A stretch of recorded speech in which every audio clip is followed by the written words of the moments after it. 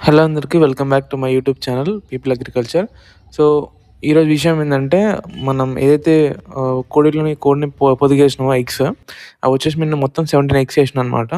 So, ఇదే ఆ పెట్ట అనమాట చూసుకోవచ్చు. నేను యాక్చువల్‌గా ఈ ఎగ్స్ నేను వేరే పెట్టకేసినాననమాట. కానీ ఆ పెట్ట కూర్చోలేదు.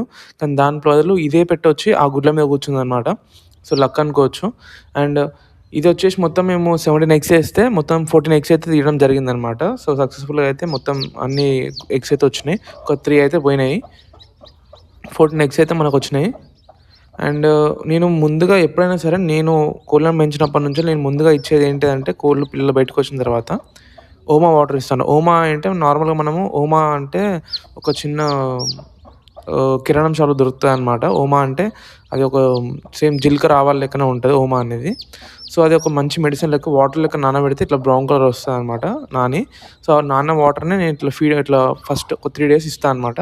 అండ్ దీనికి తిననీకి ఏందంటే రవ్వ ఇస్తా అనమాట. రవ్వ మన సన్న రవ్వ ఉంటది కదా! సన్న రవ్వ ఒక 2 డేస్ ఇట్లా ఇచ్చామనుకోండి మనకి కోడి పిల్లలకి తిననీకి ఈజీగా ఉంటుంది. అట్లనే తల్లి కోడికి కూడా ఫస్ట్ మనము పెద్ద పెద్దగా ఇలాంటివి ఏమి ఇవ్వద్దు. ఎందుకంటే అది అది తినదు.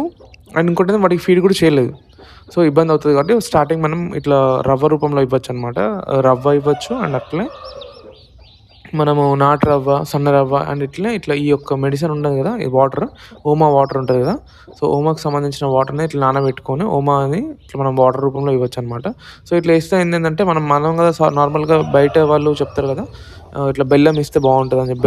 బెల్లం నీళ్ళు ఇస్తే పిల్లలకు మంచిదని జెప్పేసి. సో, అదే విధంగా నేనేందంటే బెల్లం నీళ్ళకి బదులు ఈ ఓమా వాటర్ ఇస్తాననమాట. నాకు తెలిసిన తర్వాత అంటే మా నాన్న జెప్పింది నాకు ఏదైతే ఉందో, సో, చిన్నప్పుడు నేను ఇచ్చేదేంటంటే ఓమా వాటర్ అనమాట. బెల్లం నీళ్ళు తక్కువ ఇంతవరకు ఎప్పుడు ఇవ్వలేదు.